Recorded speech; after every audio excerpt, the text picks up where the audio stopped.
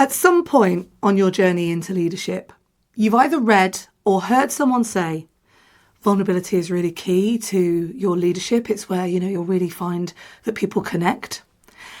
And I know that, and I know that you know that. And yet, how do you bottle that? How do you turn that into, okay, I've got to be vulnerable now. That means I've got to be honest. And that means I've got to share this in a way that makes sense to people, not where they're going, oh God, don't share that, that over vulnerability that you can get.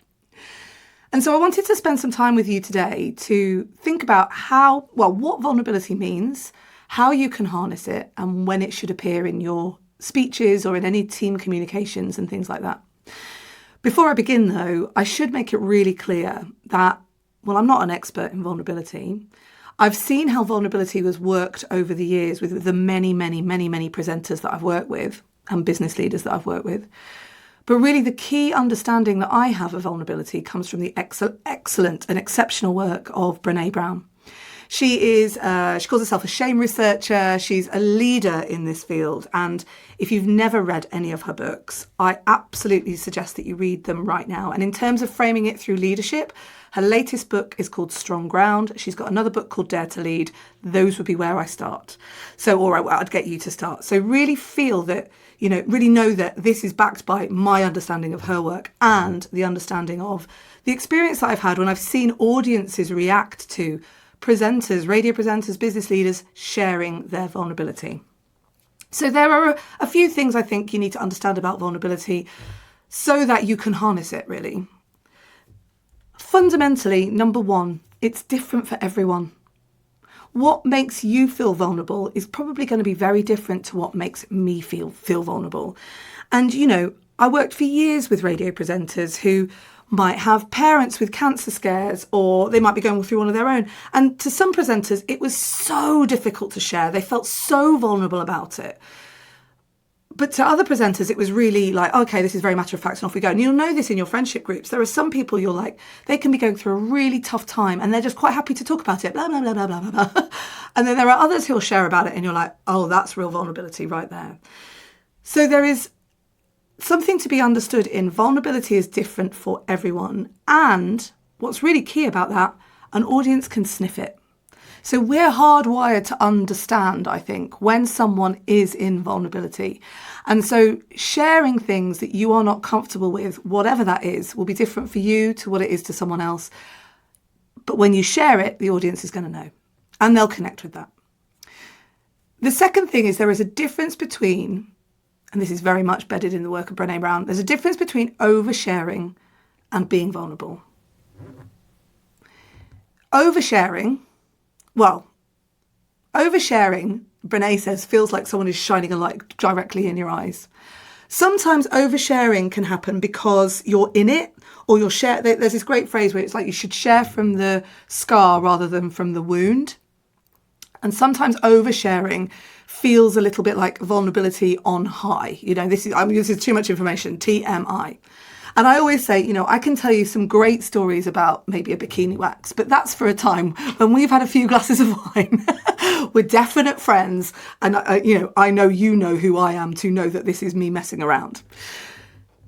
So vulnerability is something to be used very wisely, I think, but it should be used. It should not be feared. It should be used. Absolutely right. Number 3, your vulnerability can appear in anything. So I think when we talk about vulnerable, I'd like you to think actually, what do you think about when someone says, oh, I'm really vulnerable? And I think the classic common belief about vulnerability is that it's a weak position. It looks like it's frail, or it's tired, or it's poorly, or it's weak. And actually, vulnerability appears wherever you maybe feel something you're not comfortable with. And that vulnerability can be in joy. It can be in pain. It can be in sharing something about yourself that you're like, I don't know if this is what needs to be shared. And I can give you some examples in a minute. It might even appear when you're trying to share a LinkedIn post. It did for me this week, and I can share that with you as well. And the other final thing to know about vulnerability is that it reaps the biggest rewards when you're sharing content and you're trying to inspire teams. Number 4, the main thing I understand to be true about vulnerability and being able to speak in it is gives you the biggest rewards in content. It gives you the biggest rewards in speaking. It gives you the biggest rewards in inspiring teams. That capacity to be honest with the things that you are not comfortable with is where you really genuinely meet an audience. Now, you might say to me, Kate, I'm already terrified about going on stage. I'm already feeling really vulnerable about getting up there. And that can be true. The thing is, I find is that sometimes the stepping up and doing gets rid of some of that vulnerability, but there'll still be things that appear that you go, oh, I feel really sick about sharing this.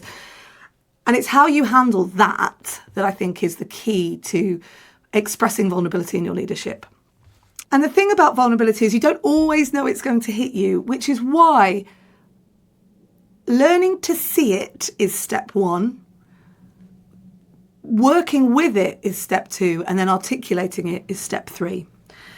So when you feel vulnerable, do you know how you feel when you feel vulnerable? I feel vulnerable when one of my team is distressed or upset or finding something difficult. I feel really vulnerable then. I feel vulnerable when my kids go into school and maybe they're getting into relationships and their friends are mean to them, or they break up with their girlfriend or their boyfriend, and I just want to take their pain away. I feel really vulnerable in letting them feel that pain. People feel vulnerable when they're performing, when the audience goes quiet. It's that sinking feeling that you get. And I've definitely felt vulnerable when it's come to sharing content before, in more ways than one. So let me give you a couple of examples with that one. I do a podcast called Everyday Positivity, and one day I thought, I'm going to explain how I see anxiety. And the way I see anxiety, and this is the image, is that when I'm very anxious or I'm overthinking and I'm overwhelmed, there's lots of what I can see as birds in my head. And the way I've learnt to control my anxiety is like this. So there's birds in my head, they're carrying around loads of messages, and it's like pow, pow, pow, pow, pow. They're like round this big dome. And my visualization is I go, right, you guys need to just put your feet on those branches and settle. You know, that kind of shuffle that you get as they settle. And I have if I'm feeling like I really need to get to grips with my anxiety, I'll also place in that image a parrot, a lovely blue macaw, and he'll sit there and I'm like, right, I'm just going to focus on you, and you and I are going to calm this out together.